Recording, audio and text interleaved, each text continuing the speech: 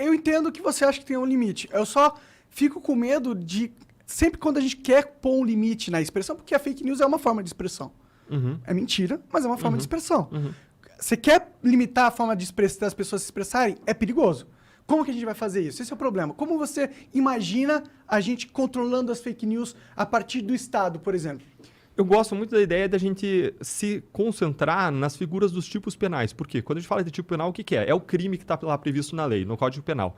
E esses crimes, eles seguem toda uma série de regras. Por exemplo, esses crimes eles têm que ser definidos com palavras claras e com limites claros. Então, a gente chama de tipo penal, sei lá, o crime de homicídio, matar alguém. Está expresso lá, matou alguém, pena de, sei lá, 5 a 20 anos, vamos supor, tá? Ou ainda, injuriar alguém. Aí você vê, o que é injuriar? É você xingar, é você desprezar, é você trazer desonra. Esse crime? A desonra, xingar, é que eu acho que não deveria ser, entendeu? Na minha opinião, eu posso estar errado. Claro. A sociedade pode me julgar errado nesse sentido. Mas eu realmente acho que, pô, um cara chegou na rua e xingou, ô, seu filho da puta, vai prender esse cara? Monark, Pra quê, mano? é legítima uma opinião, assim. É totalmente legítimo você entender que isso não deveria ser crime. Mas o espaço para discutir política pública, o que deve ou não ser crime, é o espaço do parlamento. E o parlamento, representando a sociedade, definiu isso como crime. A questão é se isso mata, se isso viola a liberdade de expressão, no sentido de um pilar da democracia, não quando você está numa briga de vizinhos, e se isso viola um direito fundamental da liberdade de expressão. A pessoa pode criticar o outro. Agora, critica sem destruir, critica de modo construtivo. E eu acho que a crítica dura, a crítica incisiva, até a ironia, são críticas que devem ser toleradas e devem ser exercidas numa democracia para a construção das instituições. Porque é disso que se faz uma democracia, é do debate, é da liberdade de expressão, é da troca de ideias, né? Mas mesmo assim eu não entendi como que você realmente regulamentaria, porque eu confesso, já pensei muito sobre isso. Bom, eu pensando sobre isso não quer dizer muita coisa, mas eu não consegui encontrar uma solução que a gente limite, por exemplo, os malefícios da fake news sem causar um mal maior, que é dar o poder ao Estado de controlar o que é válido ser dito ou não. Porque, imagina, não tem como. Como que você vai pôr uma ferramenta onde o Estado controla a fake news sem dar uma ferramenta poderosa demais para o Estado? Eu não enxergo como. Você enxerga? Eu não enxergo. Na minha perspectiva aí, Monark, sempre que existe uma dúvida sobre a culpa ou não de um réu, quando você está falando de crimes como injúria, difamação e calúnia, o réu é absolvido. Se você tiver dúvida, vamos dizer que a gente tem dúvida sobre algo ser falso ou ser verdadeiro. O cara vai ser absolvido. E quando a gente fala de verdadeiro ou falso, a gente está falando de proposições sobre fatos. Agora, quando a gente fala de opinião, aí é outra coisa. Opinião é opinião. Opinião não é falsa, não é verdadeira, né? Mas se o cara, por exemplo, ele está delatando alguma coisa que alguém foi lá e falou, isso que está acontecendo. Ele vai ser o cara que vai delatar, tá ligado? E aí, no final, se descobriu, fez a investigação, mas se descobriu que o que ele delatou não era verdade. Esse cara não é punido. Hoje ele tem uma proteção legal. Mas ele já foi punido hoje. Não. Teve um cara que fez isso, entendeu? Até acho que ele pode ter feito isso de maneira maldosa, entendeu? Mas teve um deputado federal que falou das urnas eletrônicas, falou que elas estavam sendo manipuladas, fez essa denúncia, foram averiguar, viram que não tinha nada, esse cara perdeu o mandato por fake news.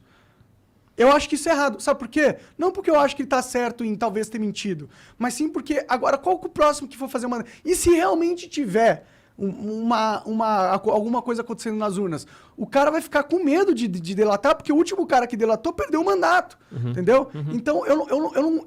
Esse é o problema. Essa regra, na minha opinião, ela sempre vai ser mal utilizada. Ela sempre vai ser influenciada pelos poderosos e vai ser utilizada para calar que não deveria ser calado, entendeu? Como que a gente resolve esse problema? Como que a gente impede do Estado não abusar essa liberdade que a gente está querendo construir para ele, entendeu? Claro, coloca uma inteligência artificial lá. Mais perigoso ainda, né? Então, eu entendo o teu ponto, ele é mais legítimo ainda quando você não está falando de uma ultrapassagem clara de uma linha. Nesse caso desse deputado que perdeu o mandato, não se tratava de uma apuração de um crime. Os limites que eu vejo são os limites da injúria, da calúnia e da difamação. Para mim, são limites claros que estão ali regrados em regras penais, naquilo que a gente chama de tipo penal. Então, são limites claros. Agora, fora disso... A discussão está sendo em torno, né? Tipo, as pessoas elas querem criar novas leis para garantir essa proteção contra a fake news? Tipo, se a gente quiser só manter as leis que tá, eu acho que as leis que tá poderiam mudar para melhores. A gente não tem, tipo, a primeira emenda igual nos Estados Unidos, que garante realmente a liberdade de expressão. A gente deveria ter algo aqui no Brasil. Não temos, ótimo. Mas as pessoas estão lutando para mudar isso, para que a gente aumente a regulamentação do Estado sobre a fala, sobre o speech das pessoas. É isso que eu vejo, isso que me dá medo, entendeu? Claro, porque você já disse aí, você é um cara que entende da lei, o Estado já tem ferramentas para lidar com esse tipo de... Então, por que as pessoas querem criar novas, entendeu? Isso não é meio esquisito, na sua opinião? Eu acho que a gente poderia falar assim, ó, tem uma zona de certeza positiva da liberdade de expressão. Uma zona em que todo mundo concorda que aqueles casos a pessoa tem plena liberdade de expressão. Tem uma zona de certeza negativa, que são quando a pessoa está cometendo crimes. E surgiu uma nova zona, por quê? Porque hoje as fake news se percebeu que elas podem influenciar e manipular a própria democracia. Vamos fazer uma análise rápida, tá? Os 7 maiores partidos do país têm, sabe quantos filiados no Brasil? 10 milhões de filiados. 10 milhões de filiados. Vamos supor que esses 7 partidos formam lá uma coligação, e uma parte desses partidos forma uma coligação e forma uma indústria de fake news para manipular o voto das pessoas. Escancaradamente, manipular o voto. E elas têm lá seu conjunto de filiados que participa disso, eles incentivam as lideranças, os outros se comportam de acordo com a orientação das lideranças, e isso acaba minando a própria capacidade das pessoas de se orientarem de acordo com a verdade para tomar suas decisões, para um voto consciente. E isso está numa zona cinzenta, entendeu? Mas você acha que isso é um fato novo? Porque eu acho que isso aí é o jogo sendo jogado como sempre foi. Porque se a gente for parar para analisar antes da internet, quem que era dono das maiores rádios e das TVs? Eram os políticos.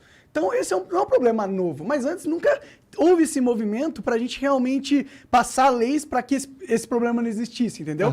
Por isso que a minha dúvida, por isso que eu tenho uma certeza que as pessoas não querem passar essa lei para acabar com o problema da fake news. Elas querem tomar de volta o controle da mídia. Porque o que aconteceu com a internet? Quebrou o monopólio das grandes mídias sobre o que era verdade. Antes passava na Globo, era fato, acabou. As pessoas nem discutiam. A internet quebrou com isso. Perdeu-se o poder desses grandes poderosos da mídia, entendeu? E eu acho que eles têm influência política e é eles que estão influenciando para passar essas leis de fake news, porque aí eles conseguem, talvez, numa vã esperança, aumentar o controle, recuperar o controle que eles tinham.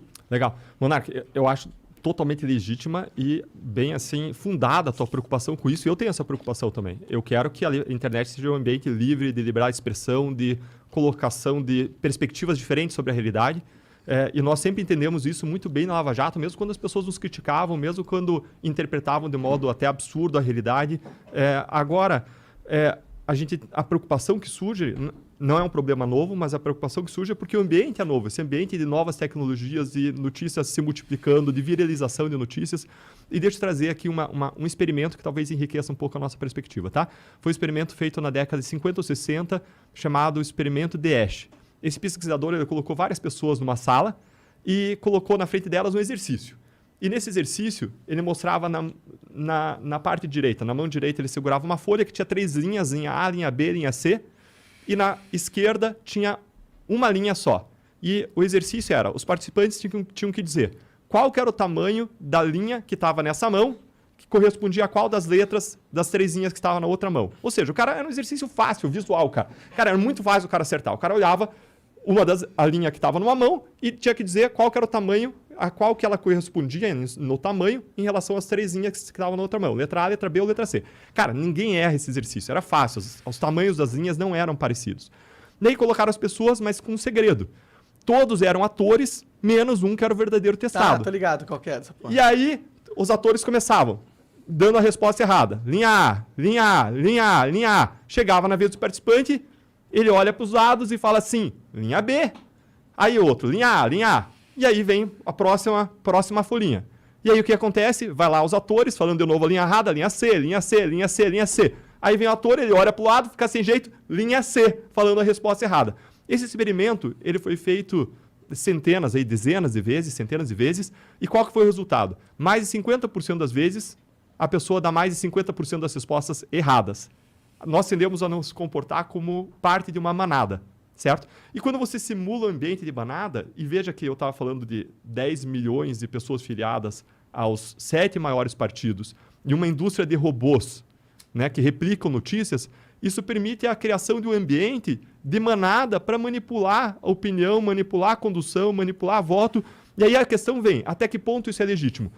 Quando a gente não tinha ainda esses grandes mecanismos de massa, de internet, replicação de robôs, de fake news, eu entendo que a liberdade, vigia aí a liberdade de expressão. Agora, conforme isso se aproxime de um ambiente em que isso manipule a vontade, o voto dos eleitores, manipule a verdade com fatos evidentemente falsos, que contrariam a ciência, que contrariam... claro, eu entendo que perspectivas diferentes de ciência devem ser respeitadas. Perspectivas diferentes devem ser respeitadas. Quem diz aonde que a ciência é consenso? Eu entendo. É que, tipo, o seu argumento é, antigamente as pessoas que manipulavam, a gente sabia quem era, agora todo mundo pode fazer. Mas, mano, isso é bom, tá ligado? Pra mim, é melhor a gente ter um ambiente... Porque, sabe qual que é a verdade? Não tem como você acabar com a manipulação do debate público. Não tem como. Eu acho que é aquela coisa de meio que ser fé, sabe? Você tem que ter fé em Deus e acreditar que essa parada que ele criou tem mecanismos, entendeu? E você tem que confiar que não vai ser a lei que vai controlar o debate para que ele seja positivo. E sim vai ser a cultura, e sim vai ser a gente conversando, as ideias sem troca de ideias. A partir do momento que você coloca o Estado para fazer esse controle, eu acho muito perigoso. Eu entendo o argumento que a gente tem agora muitos grupos políticos que estão utilizando desse novo ambiente para manipular as massas. O meu argumento é que grupos políticos usando do ambiente midiático para manipular as massas sempre existiu. E o perigo de controlar a comunicação para resolver esse problema é infinitamente maior do que o problema em si. Porque é um problema que a gente lida desde quando a humanidade é a humanidade. E ela não destruiu a humanidade, entendeu? Mas eu acho que a humanidade pode ser destruída se a liberdade de expressão for cada vez mais cerceada. E, infelizmente, eu entendo que é nobre, talvez, as intenções de quem quer passar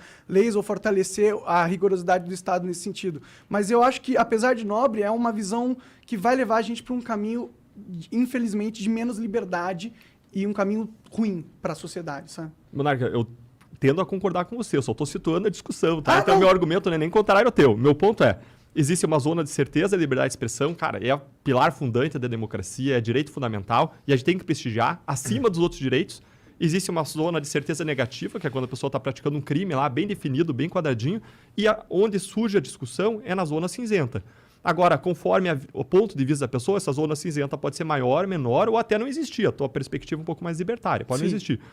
Eu não tenho posição em relação ao tamanho dessa zona cinzenta, não é algo sobre o que eu me debrucei. Aliás, eu estudei direito de modo geral, estudei direito constitucional, ponderação de direitos, mas nunca me debrucei nisso. Minha área é a área anticorrupção, né? E na área anticorrupção, a liberdade de expressão é mais importante ainda, porque a gente está defendendo as pessoas que se manifestam contra o poder e que tendem a ser cerceadas. Eu tenho a mesma preocupação que você. Hoje é amanhã é o ativista que está criticando o governo, depois é o cara que na Nicarágua está sendo preso por ser oposição, entendeu? E aí estão dizendo que não, é que ele está fazendo fake news. Cara, isso é um absurdo. Então a gente tem que tomar muito cuidado do poder e do tamanho do poder que a gente coloca nas mãos do Estado para ser algo objetivo, algo claro, algo razoável, algo em relação ao que existe um grande consenso social. Eu não vejo consenso social hoje para essa regulamentação. Não vejo. E se for existir uma regulamentação nesse sentido, essa regulamentação tem que ser clara, tem que ter critérios que nos deixem seguros e que atendam às preocupações legítimas de pessoas como você e que eu também tenho. Da hora demais. Entendi.